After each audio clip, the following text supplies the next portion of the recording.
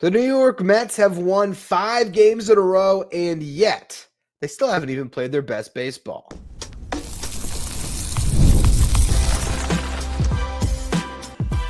You are Locked On Mets, your daily New York Mets podcast. Part of the Locked On Podcast Network, your team every day.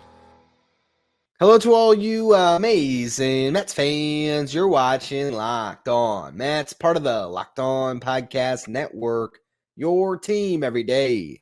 I'm your host, Ryan Finkelstein. If you want to find any of my work, follow me on X at Finkelstein Ryan. You can also find some of my writing at justbaseball.com, where I work as the managing editor. Today's episode is brought to you by FanDuel. Right now, new customers can get $250 in bonus bets when your first $5 bet wins. Go to FanDuel.com to get started. Now, two things can be true. The New York Mets can be on an absolute tear. They've won 5 games in a row, and yet it's also true their best baseball is still upon them. This is a team that was supposed to be predicated on having a great lineup offensively, and they haven't really hit yet, and still they have found a way to win because they have gotten better production from their pitching staff than anyone would have expected. It's been the best staff in all of baseball. It goes across the board. Best team ERA in baseball, the Mets, 1.72. Best starting rotation ERA in baseball, the Mets, 2.16. And then here's where they've been absolutely elite. Their bullpen's ERA is 1.15. They have a 0.92 whip on the season. Now, whip is walks and hits over innings pitched. Anything under 1 for just a singular pitcher is pretty much elite. You're talking about an entire bullpen unit that has a whip under 1. Last year, I remember vividly the Mets having to, drop Michael Tonkin and Yohan Ramirez and pick guys up, and that's how Reed Garrett came up, and they were searching for answers. As we've been talking about, this bullpen has defined roles, and they have been absolutely dominant. Even more impressive, last year the Mets did not complete their first shutout as a team until July 11th. This year, the first one comes on April 4th. 3 days later, Monday night, they do it again. They've won 2 games in a row despite scoring only 2 runs in each of those games. That is not easy to do, but when your pitching is this elite, that's what happens. Through 10 games, no one has scored more than 4 runs against the Mets. More than 5 runs against the Mets. And they have kept the other team at 3 runs or less in 6 of their 10 games, including all of the last 4. It's been less than 3 runs. This pitching has just been such a surprise. Now, we had an inkling that the bullpen could be better. We didn't expect it to be this good. And the rotation, with all the question marks, it is still pretty remarkable that they have the best starting rotation ERA in baseball. Part of that is no one's really going deep into games. It's been a lot of 5 and dive. But when your bullpen's this good, 5 and dive is not a bad thing. Kodai Senga makes his second start on Monday night, and he looked really solid.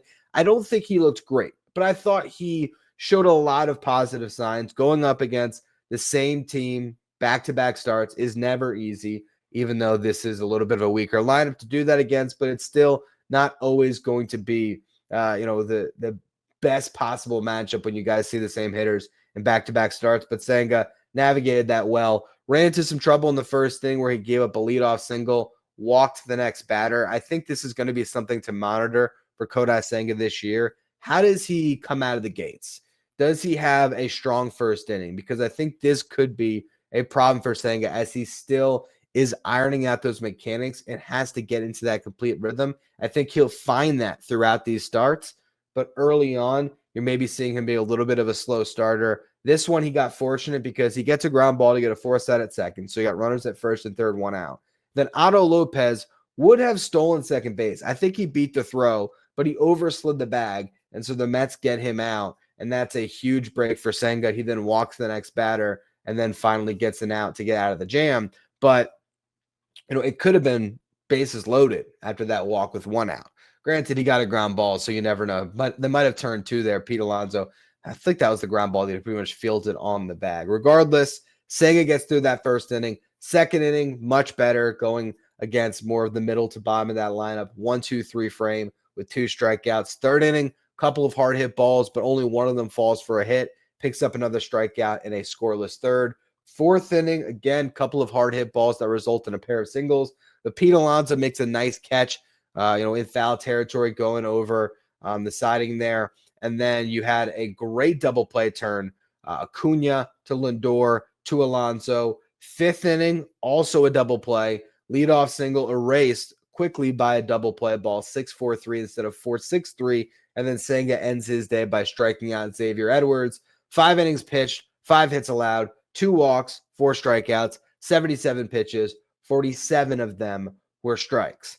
I think what Kodai Senga did very well in this start is he has his cutter. I think that is such an important pitch for Kodai Senga because it gives him, a different look than his four-seam fastball, but it particularly gives him a hard pitch that can get the ball on the ground. And that's what we saw when he needed to get those ground balls to get the double plays. It was the cutter that induced them. So I think that cutter is a pitch he absolutely has right now. His fastball still has life to it, but the reason why I would say this was a good, not great start for Kodai Senga is he still didn't have the swing and miss. Now, last time out, he struck out 9. So I'm not saying it's not there, but the reason why this one in particular wasn't necessarily great is because that ghost fork wasn't quite dancing the way that we've seen in the past. It wasn't quite falling off the table and getting that swing and miss, really, baiting Marlins hitters. Now, part of that could have just simply been, hey, these guys had seen it last time and they were abandoning it, right? They weren't even offering at anything that started at the bottom of the zone. They were just giving up on it. And if it's a strike and it's a fastball, by all means. But if it's going to be a forkball, we're not going to touch it. That could have been it, but overall, just not as much whiffs in this game. He got 10 swings on the ghost fork, only 2 were whiffs. 13 swings on his fastball, only 2 were whiffs. 17% whiff rate overall. So that's the only thing that I thought was missing in this start was just a great swing and miss stuff for Kodai Senga. And with that said, still 5 scoreless innings for him. I am going to be curious to watch him have to go up against a more difficult lineup. I'm actually kind of curious here. Who is his next start going to be against? Probably the Twins. So that might be a little bit of a tougher test for Senga.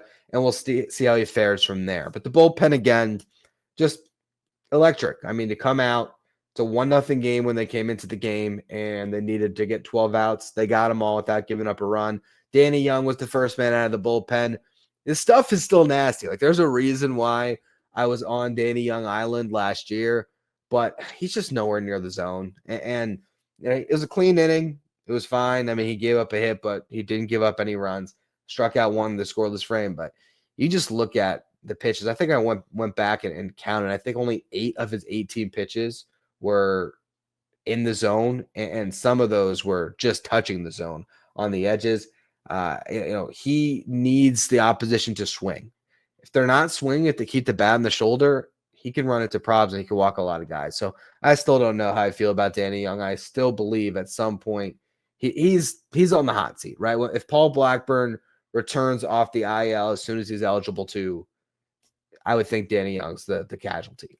Now, Jose Butto was next out of the bullpen. I thought this was the best he's looked all year. Granted, he had a really good 2-inning stint against the Marlins, on Wednesday last week, where it was 2 innings, 6 outs, 15 pitches. But to me, this stuff just looked so good tonight.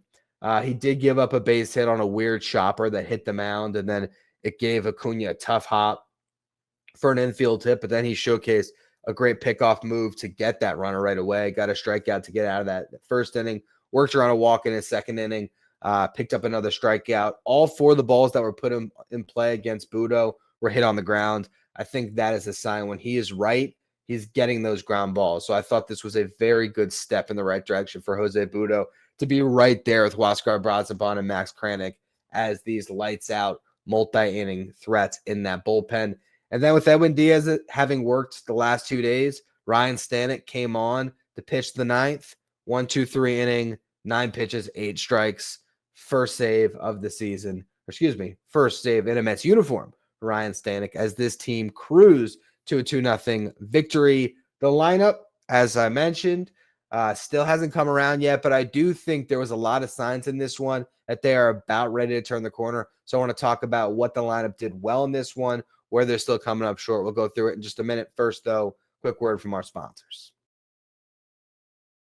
Today's episode is brought to you by FanDuel. The NFL playoffs are almost here, and FanDuel is giving new customers an incredible way to get in on the action right now. When you join FanDuel, place your first $5 bet, and you'll get $250 in bonus bets if your bet wins. I love how FanDuel makes betting so easy, whether it's picking my favorite team, diving into player props, from three-pointers to steals to assists. FanDuel has so many ways to bet on your favorite player props, and you also have the live prop bets that you can turn into a same game parlay. So all of a sudden, middle of the game, you can decide, you know what? I think Steph Curry is really going off. You can look at his points for the game, take the over, take the Warriors to win, combine it all into one same game parlay. Don't miss out. Head to FanDuel.com to claim your $250 bonus if you win your first $5 bet. That's FanDuel, America's #1 sportsbook. If you're watching on YouTube today, do me a favor and hit that subscribe button. Help us get to our goal of 13,000 subscribers. If you're liking the content, throw a like on the video and leave me a comment with the bat that you think has the best game this afternoon today. Who is going off? My pick, Brandon Nimmo, is due to turn things around. Rough game for him today, 0 for 4, but he hit the ball hard every single time. One guy that didn't have a rough game, though, is Francisco Lindor. Francisco Lindor goes 3 for 4 to improve his average by 70 points. It's funny because I was going through the numbers for him on yesterday's show a little bit, or at least it was in my prep, and he had gotten a hit in each game so far in April. And I was thinking, man, the stats just aren't jumping yet because he hasn't had a multi-hit game. And I was wondering what would happen if Francisco Lindor had a multi-hit game. He goes 3 for 4. That batting average went from 172 to 242. If he goes 3 for 4 today, his batting average would shoot up to 297. So that's all you need at this stage of the season. A couple of good games, and you're going to be all right. Since the birth of his son, Francisco Lindor is hitting 364. He also collected his 1,500th career hit. He's halfway to 3,000. Can he get there? I wanted to do a little math on that. He's averaged over the past 3 seasons 164 hits per year. So let's just say he does that throughout the rest of this contract, which isn't necessarily likely that he'll maintain this pace at the peak of his prime when he's on the latter couple years of this deal. But let's just say he never has a decline and he stays at this level the whole way through. If he averaged 164 hits over the next 7 seasons, that would come out to 1,148 hits. So he would still be a couple hundred short. Now, granted, this contract ends after his age 37 season. So if he wants to play until he's 40, has a couple more years in him, if he really is pushing up against it where he's past 2,500 hits, there is a world where Lindor will get to 3,000 hits. But I would say if he's only playing under this contract, that is a bit unlikely. Now, getting back to the game, the reason why I said the Mets are due to turn things around. In this game, they only struck out 5 times. They walked 5 times. They picked up 9 hits. Where they struggled was with runners in scoring position. They were 1 for 10 with runners in scoring position. They left 10 runners on base as a team. But they still got the job done. Lindor had a leadoff single in the 3rd. Juan Soto hit a scorching double to left center field that scored Lindor, which I think is a great sign. When Juan Soto starts to drive the ball to left center field with authority, that's when you know he's right. I think that it was only a matter of time, obviously, for him to turn the corner. This game, to me, was a very good indication that he's about to turn that corner and maybe go on a heater. And if Juan Soto gets hot at the same time as Francisco Lindor, I mean, that's a 2-man offense before you even get to Pete Alonso, Brandon Nimmo, and Mark Vientos. So I really think we've yet to see what this team can be because we have to remember the top 5 in this lineup are relatively proven. Your top 4 are definitely proven. Vientos still a little bit of a question mark, but coming off a great season, he had a good game tonight. He drew 3 walks. The one ball that he hit was hit hard and should have been an RBI single, but Griffin Conine made a diving catch to end that inning on a ball that was hit over 107 miles per hour. It was a great play, but it shows you Vientos having some good at bats. David Stearns was asked about Vientos today, and he said they just have to get him to swing at more strikes, not chase as much. Well, 3 walks, the day after the GM says that, pretty good sign that he is taking the advice of his hitting coaches and maybe about to go on a heater of his own. I mentioned, Brandon Nimmo 0 for 4, but 2 of those balls were hit 95 plus miles per hour, did not strike out. I really think that Nimmo's at-bats have not been bad. He's been getting the ball in the air. He has hit a couple home runs. I just think it's going to take a little bit more time for him to really,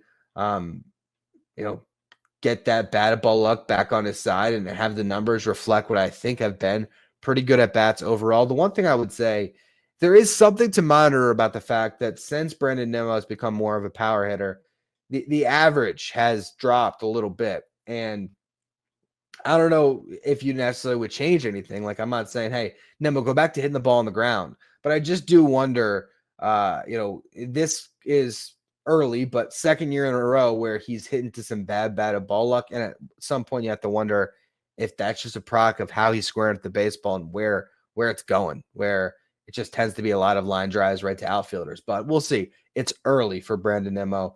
And I do think overall he has now looked bad in the box. I really don't think so. Vientos was looking bad in the box, but this was a very good game. If those guys pick it up and you still have Pete Alonso who's hitting 314, he goes 2 for 4 today. He nearly, helped the Mets, get on the board in the 7th inning. Juan Soto had his second hit of the game, a base hit, and Alonso rips a double into the left field corner, 114 miles per hour off the bat. He goes 2 for 4. OPS over 1,000 at this point. So Alonso's been great. Unfortunately, Nimmo hit one on the screws right to Griffin Conine that stranded both of those guys in that 7th inning. But again, those 5 hitters can be as good as any top in the lineup in baseball, and they haven't even scratched the surface of what they can become. And I do wonder if today is the day where you start to see this team really gel offensively, because you're going up against a guy in Connor Gillespie who you already faced, and he has to go up against you a second time in a row. And I don't think he has stuff that is so good that he's going to carve the Mets lineup again. But I'm going to talk about game 3 in the next segment. I got to give credit to Tyrone Taylor for having a really nice game. He goes 2 for 4. Second hit drives in Jose Siri with a hard base hit up the middle to score the Mets' second run. Siri pinch ran for Mark Vientos on his final walk, stole second base, and then scoring on that ball hit by Taylor. I think he's probably the only guy in the team that scores there, because that ball was hit hard up the middle and the center fielder was playing in, and still Siri was able to beat the throw. It was somewhat of a close, the throw was close to beating him, but Siri just had a great slide, and it didn't end up being a close play at the plate, but it was bang, bang. So I don't know how many other guys in the Mets would have scored there. Jose Siri has made the most of his limited opportunities on base to score 4 runs, despite the fact that I think it's still 1 hit, 3 walks for him on the season. But again, pinch running opportunity in this one. Other hitters in the lineup, Jesse Winker had a rough night, 0 for 4 with a strikeout. Exact same line for Hayden Sanger, who got the start over Luis Torrens, who's still a little bit banged up. We did learn today that Tyrone Taylor, I think he caught a little bit back in high school, and he is the Mets' emergency catcher, for what that's worth. Luis Acuna started instead of Brett Beatty in this one. Did show a bit of a more patient approach in a couple of his at-bats.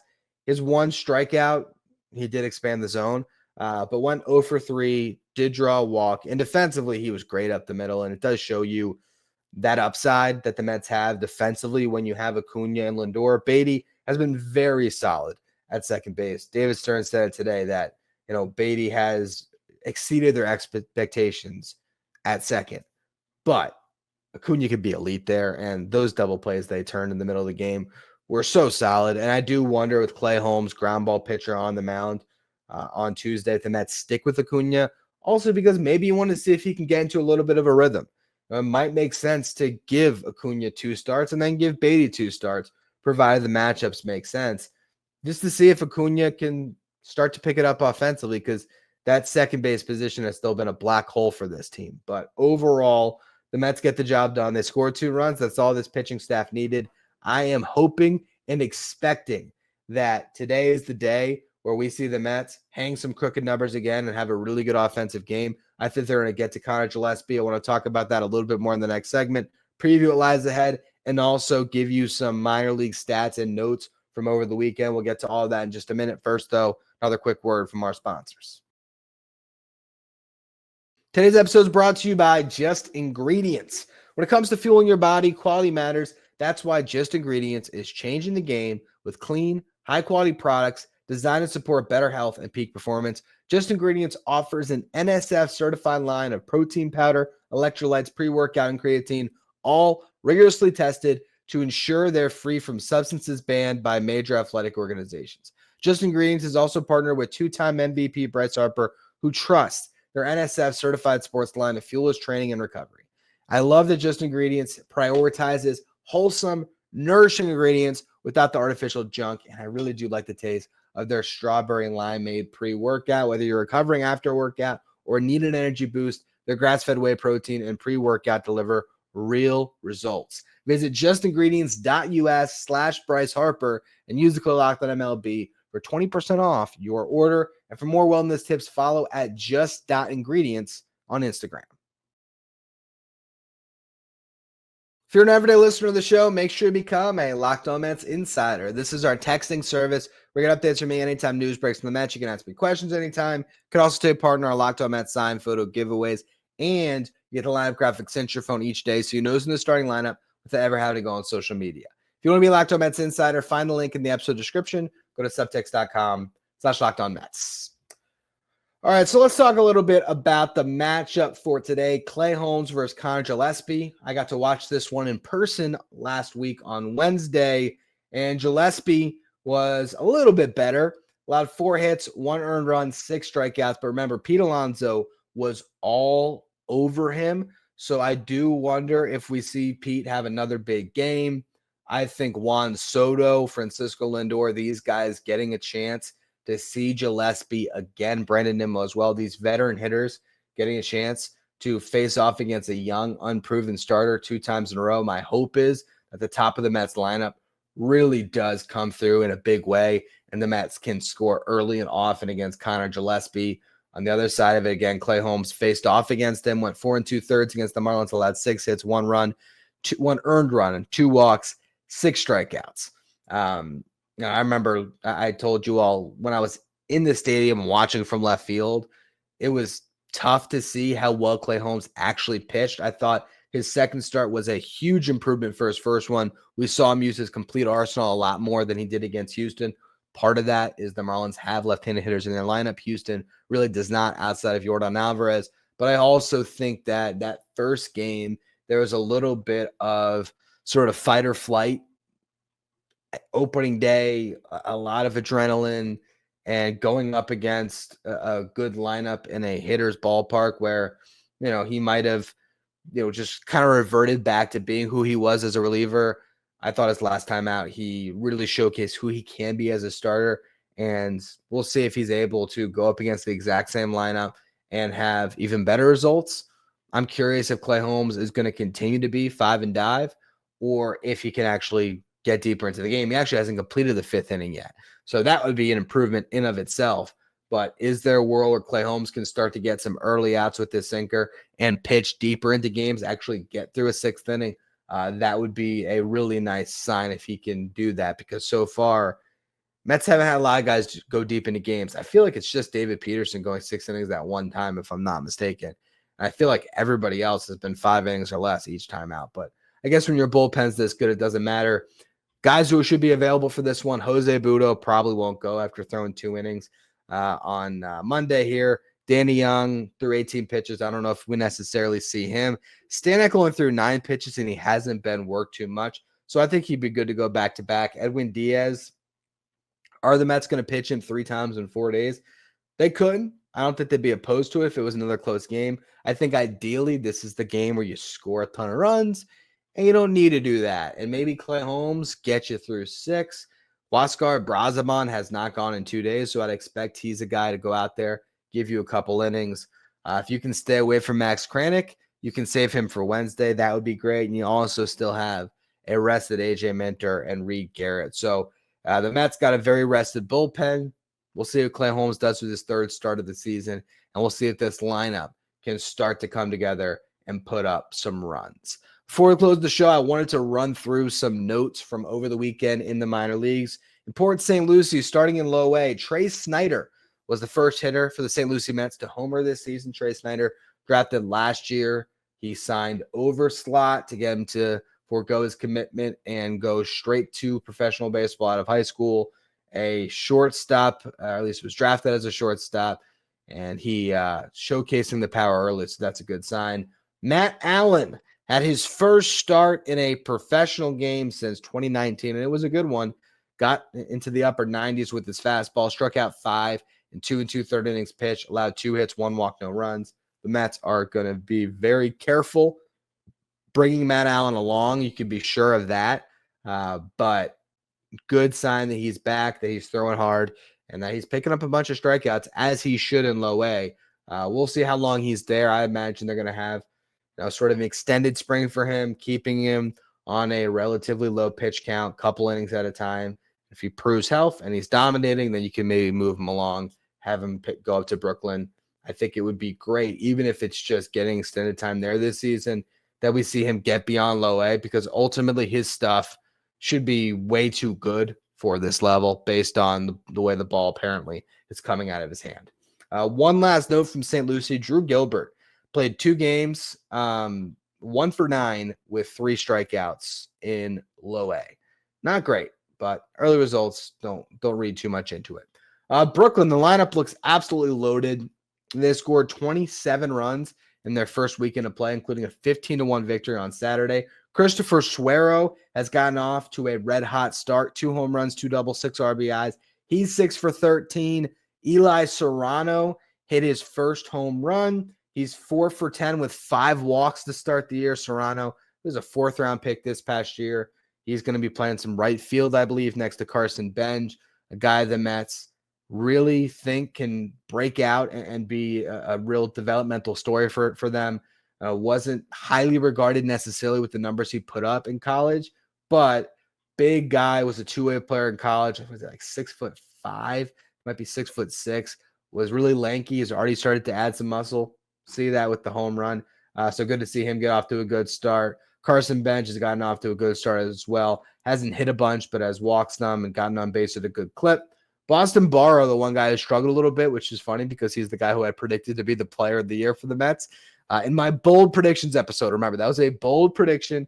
It was not, if it was a modest prediction, I probably would have said Carson Bench or a more likely candidate, but I was trying to be bold. So far, 2 for 13 with 7 strikeouts for Boston Barrow. So not a great run.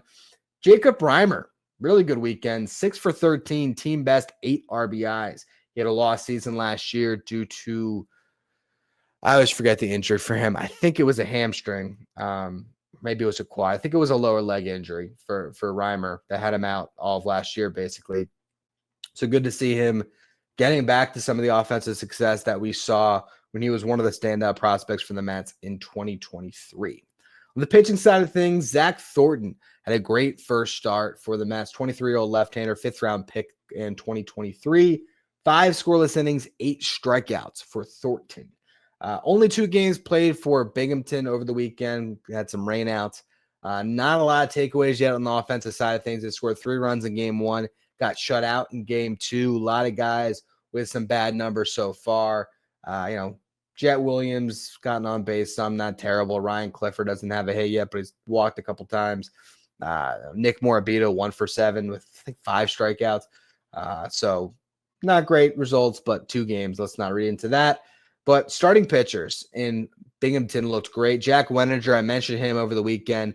5 innings pitched, 2 hits, 2 walks, 7 strikeouts. And then Nolan McLean, I've learned I've been saying that name wrong all this time. It's not McLean like it looks. It's McLean like Die Hard. But he looked great on Sunday. 4 innings pitched, 3 hits, no walks, 8 strikeouts, 70 pitches thrown. Really good start for McLean, who is one of the best pitching prospects in this system. You can take your pick between him or Jonah Tong for being the second best prospect in the system behind Brandon Sproat.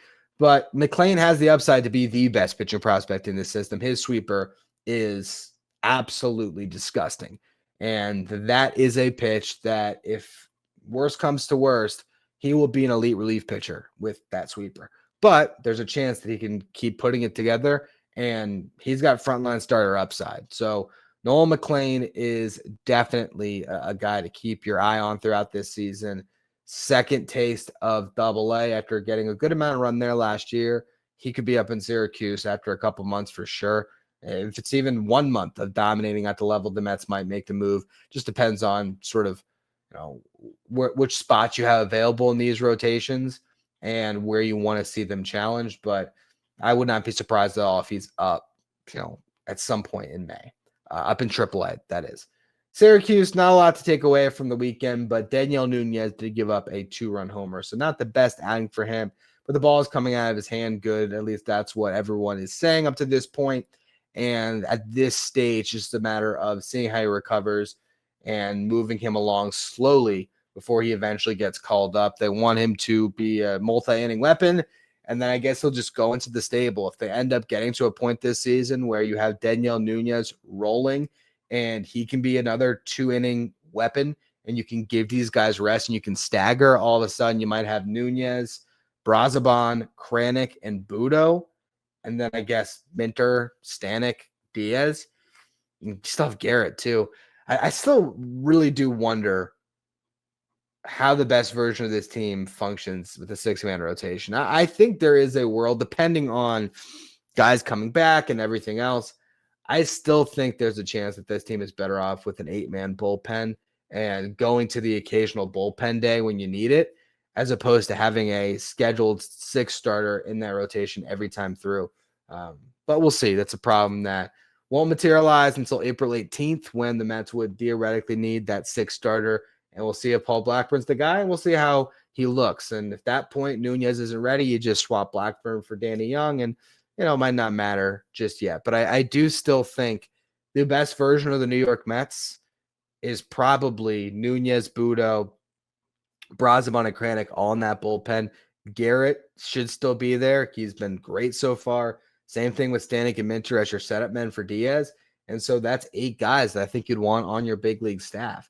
So we'll see how that all shakes out across the year. These problems typically solve themselves due to injury or lack of performance by some of these guys. So that'll all be to be determined. But for now, that's going to be all for this edition of Locked On Mets. On tomorrow's show, I will break down game 2 of this series, preview game 3, and, recap any other major news or notes that should be discussed from how this team continues to play. We'll see if they can extend it to a 6-game winning streak, and we'll see if the bats finally wake up. As always, thank you for listening. Make sure you follow, rate, and review wherever you get your podcast. Follow me on X at Finkelstein Ryan. Follow the show at Locked On Mets. If you want to be a Locked On Mets insider, find the link in the episode description or go to subtext.com/LockedOnMets. Make sure you subscribe if you're watching on YouTube. Thank you for making Locked On Mets your first listen or your first watch every day. After your second watch, head over to YouTube and check out Locked On Sports Today, streaming 24/7 with our local hosts from each team, league-wide hosts from each league. Find Locked On Sports Today, streaming 24/7 on YouTube.